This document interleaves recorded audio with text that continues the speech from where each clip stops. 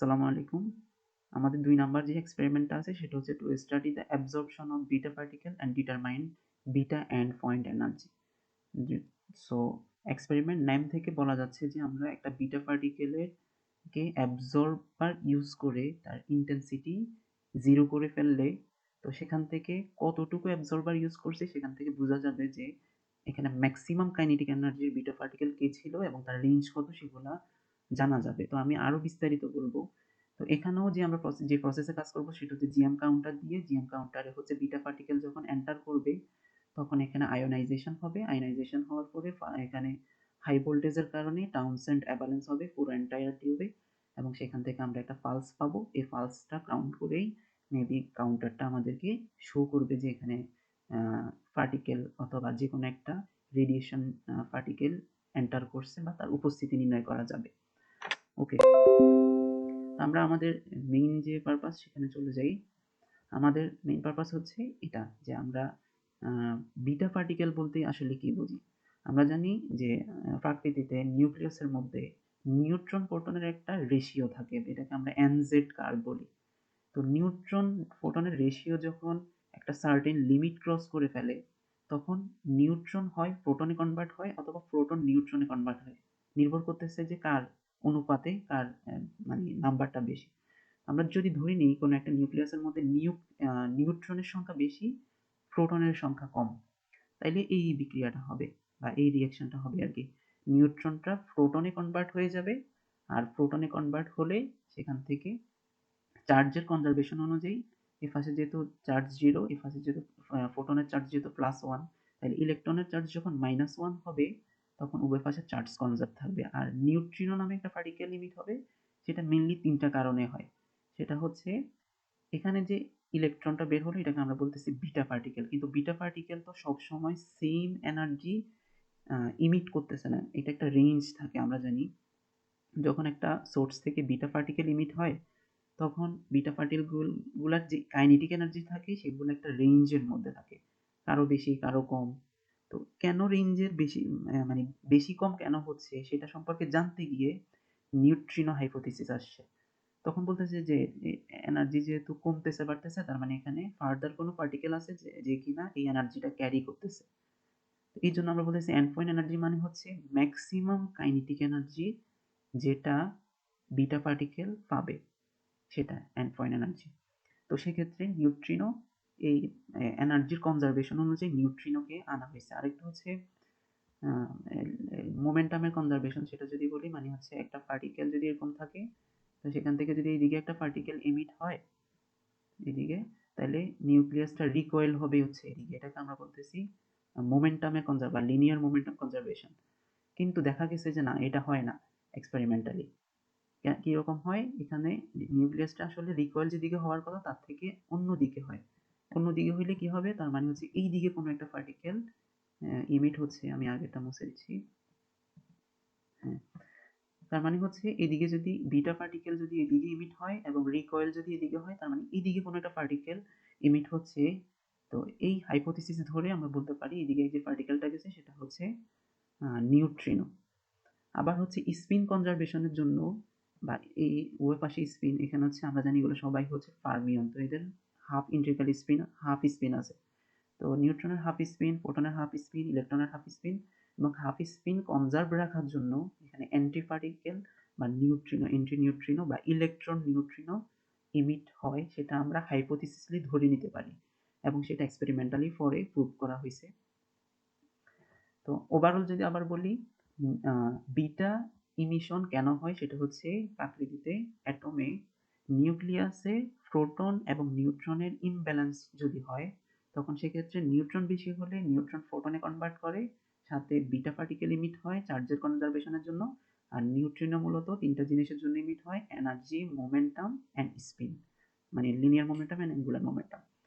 আচ্ছা, এখানে আরো কথা আছে, সেটা হচ্ছে নিউট্রনে, আমি এটা হয়তো বুঝাইতে পারবো কিনা জানি না। নিউট্রন মানে হচ্ছে 2টা ডাউন কোয়ার্ক একটা আপ কোয়ার্ক, আর প্রোটন মানে হচ্ছে 2টা আপ কোয়ার্ক একটা ডাউন কোয়ার্ক। তার মানে হচ্ছে নিউট্রন থেকে যখন ফোটন হচ্ছে কোনো একটা ডাউন কোয়ার্ক নিশ্চয়ই আপ কোয়ার্কে কনভার্ট হচ্ছে। এই যে ডাউন কোয়ার্ক আপ কোয়ার্কে কনভার্ট হওয়া, এটার জন্য একটা পার্টিকেল দেয়, এই পার্টিকেল বলা হয় ডাব্লিউ বোসন আর কি, ডাব্লিউ মাইনাস বা ডাব্লিউ বোসন পার্টিকেল।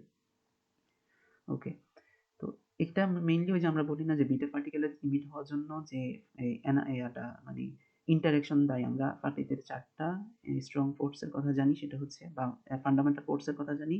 একটা হচ্ছে strong nuclear force, week nuclear force, gravitational force and electromagnetic force. ওই যে উইক নিউক্লিয়ার ফোর্স, সেটার কারণেই মূলত নিউট্রন থেকে ফোটন বা ফোটন থেকে নিউট্রন হয়। তার মানে হচ্ছে আমরা বলতে পারবো বিটা পার্টিকেলের মানে ইমিট হওয়ার মেইন যে ইন্টারেকশনটা হয় সেটা হচ্ছে উইক নিউক্লিয়ার ফোর্সের কারণে। ওকে, তো আমরা এটা দেখলাম যে বিটা পার্টিকেল কেন ইমিট হয়। তো বিটা পার্টিকেল দুই রকম ইমিট হতে পারে, যখন ফোটন থেকে নিউট্রনে কনভার্ট হবে তখন হচ্ছে বিটা পজিটিভ, আর নিউট্রন থেকে ফোটন যখন ইমিট হবে তখন হচ্ছে বিটা নেগেটিভ ইমিট হবে। আর এটা অ্যান্টি নিউট্রিনো বা ইলেকট্রন অ্যান্টি নিউট্রিনো, আর ফোটন থেকে নিউট্রন হলে সেটা নিউট্রিনো হয়, সেটা আমরা জানি। আচ্ছা, আমরা যখন এখানে বিটা পার্টিকেলটা যখন অ্যাবজর্বার ইউজ করে ভ্যালুগুলো নিব, তখন আমরা এখানে আগের মতো করে অপারেটিং ভোল্টেজটা মেজার করে নিব। এটা এক্সপেরিমেন্টালের একটা পার্ট, এটা নিয়ে এর আগের ইয়াতে আমি আলোচনা করছি এক্সপেরিমেন্টটাতে। ওকে, তো আমরা এখানে বিটার সোর্স হিসেবে যে ইয়াটা সোর্সটা ইউজ করলাম সেটা হচ্ছে স্ট্রনশিয়াম 90, যেটা কিনা বিটা পার্টিকেল ইমিট করে এবং নেগেটিভ বিটা পার্টিকেল সেটা ইমিট করে ইট্রিয়ামে কনভার্ট হয়, আর ইট্রিয়াম আবার হচ্ছে বিটা পার্টিকেল ইমিট করে জিরকোনিয়ামে কনভার্ট হয়। ওকে, তো এন্ড পয়েন্ট এনার্জি হচ্ছে এখানে এই যে স্ট্রনশিয়াম থেকে ইট্রিয়াম হওয়ার সময় বিটা পার্টিকেল যে কাইনেটিক এনার্জি পায় সেটা হচ্ছে 0.54 মেগা ইলেকট্রন ভোল্ট, তাহলে তার end point energy 0.55 mega electron ভোল্টই হবে। আর ইট্রিয়াম থেকে জিরকোনিয়াম হওয়ার সময় এখানে যে বিটা পার্টিকেল ইমিট হয় তার এন্ড পয়েন্ট এনার্জি হচ্ছে 2.27 মেগা ইলেকট্রন ভোল্ট, যেটা কিনা 2.28 মেগা ইলেকট্রন ভোল্ট হচ্ছে তার মানে এন্ড পয়েন্ট এনার্জি। আমি কালারটা একটু চেঞ্জ করি। ওকে, তো beta end point energy can be calculated by measuring the range. আমরা রেঞ্জ যেভাবে বের করবো সেটা হচ্ছে আমরা অ্যাবজর্বার থিকনেসটা বাড়াবো, মানে হচ্ছে বিটা পার্টিকেল যেখান দিয়ে ইমিট হয়ে কাউন্টারের দিকে যাবে তার সামনে একটা অ্যাবজর্বার দিব, যাতে হচ্ছে বিটা পার্টিকেলটা কাউন্টারের দিকে বা টিউবের দিকে, জিএম টিউবের দিকে অ্যাবজর্ব হয় বা কমে যায় বা না যেতে পারে, এরকম একটা আর কি বাধা দেওয়া। তখন দেখা যাবে যে আমি অ্যাবজর্বার যখন জিরোতে রাখবো তখন কাউন্ট রেটটা সব থেকে বেশি। অ্যাবজর্বার যত আস্তে আস্তে বাড়াবো কাউন্ট রেট আস্তে আস্তে আস্তে আস্তে কমে আসবে, একটা পর্যায়ে গিয়ে আর কমবে না। তখন আমি বুঝে নিব যে এই জায়গায় হচ্ছে আমি যদি স্লোপ টানি তাহলে এই ইয়াতে থিকনেসে আমি পুরোপুরি পার্টিকেলটাকে মানে স্টপ করে দিতে পারবো বিটা পার্টিকেলটাকে। এটাকে আমরা বলতেছি রেঞ্জ অফ বিটা পার্টিকেল। আর এটা হচ্ছে নর্মালাইজ কাউন্ট ভার্সেস স্পেকট্রাম বা বিটা পার্টিকেলের স্ট্রনশিয়াম 90 এবং জিরকনিয়াম 90 এর জন্য স্পেকট্রাম, যেটা বলতেছে যে maximum kinetic energy and point energy হচ্ছে এই জিরকনিয়ামের জন্য যে বিটা পার্টিকেল ইমিট হয় সেটা 2.28, আর স্ট্রনশিয়ামের জন্য end point energy 0.545 mega electron volt. Okay, আর এখানে আমি যে কোয়ান্টিটিভ বিটা এনার্জি যে রেঞ্জ ইউজ করার জন্য যে এম্পেরিক্যাল ফর্মুলা ইউজ করছি সেটা মেইনলি এক্সপেরিমেন্টাল। অনেকে এটা বা আমি নিজেও হচ্ছে এটা অনেক খুঁজছি যে এটা কি থিওরিটিক্যাল। তো আমি দেখলাম যে একটা রিসার্চ পেপার ছিল, তারা হচ্ছে এটাকে অর্জিন অথবা ম্যাথ ল্যাব এগুলো দিয়ে হচ্ছে এক্সপেরিমেন্টালি এই ইকুয়েশনটা ডেভেলপ করছে। তো এই ইকুয়েশনটার আসলে কোনো প্রুফ নাই, এটা হচ্ছে এক্সপেরিমেন্টাল এম্পেরিক্যাল ফর্মুলা, মানে হচ্ছে পুরাপুরি এম্পেরিক্যাল।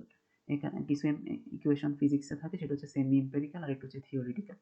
তো থিওরিটিক্যাল গুলোর হচ্ছে প্রুফ থাকে, এম্পেরিক্যাল গুলোর কোনো প্রুফ থাকে না, সেটা এক্সপেরিমেন্টালি হয়। আর অ্যাপারেটাস হিসেবে যদি বলি, আমরা এখানে রেডিয়েটিভ সোর্স হিসেবে স্ট্রনশিয়াম 90 ইউজ করছি, সেটা আমরা অলরেডি বলছি। ওকে, তো প্রসিজারটা কি? প্রসিজারটা হচ্ছে আমরা অ্যাপ্লাইড ভোল্টেজের সাপেক্ষে ওই যে আমি স্ট্রনশিয়াম 90 যেটা নিয়েছি উইদাউট সোর্স এবং উইথ সোর্স ভ্যালুগুলো নিব এবং নেট কাউন্ট নিয়ে আমি ফ্ল্যাটু রিজিয়ন অথবা অপারেটিং ভোল্টেজটা আগের মতো বের করে দিব, সেটা আগের মতোই থাকবে। আর 2 নাম্বার যে টেবল সেটাই হচ্ছে আমাদের এখানে মেইন কাজ। তো এটাতে যাই। 2 নাম্বারটাতে আমি হচ্ছে অ্যাবজর্বার থিকনেস যেটা সেটা মানে প্রথমে আমি অ্যাবজর্বার থিকনেস 9.6 রাখলাম, সেটার জন্য উইদাউট সোর্স এবং উইথ সোর্সে কি পরিমাণে আমার কাউন্ট রেটটা আসছে সেটা আমি মেজার করব। 102তেও আমি সেম কাজটা করব, মানে হচ্ছে আমি আগে এখান থেকে অ্যাবজর্বারটা থিকনেস বাড়াইতে থাকবো। যত বেশি বাড়াবো তখন আমার কাউন্ট রেটটা তত কমে আসবে। যেখানে গিয়ে আমি কাউন্ট রেটটা স্টেবল পাবো, ওইখানেই আমার মানে স্টপ করে দিলে হবে। আমি তারপরে গ্রাফ থেকে যে রেঞ্জটা সেটা মেজার করে ফেলতে পারবো। তো এখানে একটা কোয়েশ্চেন থাকতে পারে, সেটা হচ্ছে গ্রাফে কেন জিরো হচ্ছে না, মানে আমি যত অ্যাবজর্বার বাড়াবো তখন কাউন্ট রেট তো জিরো হওয়ার কথা, কিন্তু সেটা হচ্ছে না কেন? হচ্ছে না হচ্ছে ব্যাকগ্রাউন্ডের কারণে। ব্যাকগ্রাউন্ডে কিছু কাউন্ট সব সময় থেকে যায়, কিন্তু যদি ব্যাকগ্রাউন্ড কাউন্ট না থাকতো, মানে হচ্ছে কসমিক ব্যাকগ্রাউন্ড রেডিয়েশন থেকে শুরু করে যত রেডিয়েশন আছে আর কি, এগুলো যদি না থাকতো তাহলে ঠিকই হচ্ছে আমরা জিরো করতে পারতাম। আমরা জাস্ট অবজারভেশনের জন্য এখানে একটা স্লোপ টেনে বলতেছি যে হ্যাঁ, এখানে আসলে হয়তো বা আমি রেঞ্জটা পেতে পারি, এবং রেঞ্জটা আমাদের বের করার জন্য আমরা এই ইকুয়েশন ইউজ করবো। ইকুয়েশনে জাস্ট আমার আর এর ভ্যালুটা লাগবে, এন্ড পয়েন্ট এনার্জি বের করার জন্য জাস্ট আর এর ভ্যালু লাগবে। তো এটা বের করার জন্য আমরা গ্রাফ তৈরি করব, এই মানে ভ্যালুগুলা দিয়ে সেকেন্ড টেবিলে এই গ্রাফে আমি যখন ভ্যালুগুলো বসাবো তখন সেখানে একটা স্লোপ বা ট্যানজেন্ট আঁকলে তখন আমি এখান থেকে রেঞ্জটা পেয়ে যাবো, এবং রেঞ্জটা বসিয়ে আমি এখানে এই যে ক্যালকুলেশনটা করে নিব, এন্ড পয়েন্ট এনার্জিটা আমরা পাইছি 0.545 মেগা ইলেকট্রন ভোল্ট। ওকে, এটাই হচ্ছে আমাদের এই এক্সপেরিমেন্টের মেইন কোয়েশ্চেনগুলো। আমি যদি আরেকবার যদি বলি, সেটা হচ্ছে বিটা পার্টিকেল মূলত কেন ইমিট হয়? নিউট্রন প্রোটনের ইমব্যালেন্সের কারণে। এরপর হচ্ছে নিউট্রন থেকে প্রোটনে কনভার্ট হলে এটাকে আমরা বলতেছি বিটা মাইনাস ইমিশন, বা বিটা মাইনাস বিটা পার্টিকেল বা নেগেটিভ বিটা পার্টিকেল। সেটা স্ট্রনশিয়াম থেকে পাওয়া যায়। নিউট্রিনো কেন ইমিট হয়? Energy, linear momentum, angular momentum অথবা স্পিন, প্যারিটি এগুলো কনজার্ভ রাখার জন্য, বা হাইপোথিসিস হিসেবে আমরা নিউট্রিনোকে সামনে নিয়ে আসতে পারি, এবং সেটা এক্সপেরিমেন্টালি ফলে প্রুভও করা যায় বা করা গেছে। আর এন্ড পয়েন্ট এনার্জি বের করার জন্য আমরা যেটা করব, অ্যাবজর্বার থিকনেস বাড়াতে বাড়াতে এমন একটা পর্যায়ে ভ্যালুগুলা নিব টেবল নাম্বার 2 থেকে, যেখানে রেডিয়েশনের থিকনেস বাড়ালে রেডিয়েশনের কাউন্ট আস্তে আস্তে কমে আসবে, এবং সেটা দিয়ে আমরা গ্রাফ করে তার এন্ড পয়েন্ট এনার্জি বের করে ফেলবো। ওকে, আর আরেকটা কনফিউশন থাকে, সেটা হচ্ছে আমি যখন ট্যানজেন্ট আঁকবো তখন এখানে থিকনেসটা যদি যেখানে হবে এটার উপর নির্ভর করতেছে আমি কোন ইকুয়েশন ইউজ করবো। এখানে তো ইকুয়েশন ছিল দুইটা, এই যে ইকুয়েশন দুইটা। তো আমি যদি দেখি যে 0.3 থেকে সমান বা বেশি হয়, তখন সেক্ষেত্রে আমি নিচের ইকুয়েশনটি ইউজ করবো, লিনিয়ার আর এক্সপোনেনশিয়াল। ইকুয়েশনটা এমন কেন বা কিভাবে আসছে সেটা মেইনলি পুরোপুরি এক্সপেরিমেন্টাল, মানে ইম্পেরিক্যাল ফর্মুলা। তো সেই ক্ষেত্রে আমাদের এখানে কোনো প্রকারের কনসেপ্ট থাকার কথা না। থ্যাংক ইউ সবাইকে। আর যদি কোনো কোয়েশ্চেন থাকে আমি অবশ্যই সলভ করে দেওয়ার ট্রাই করব। আসসালামু আলাইকুম।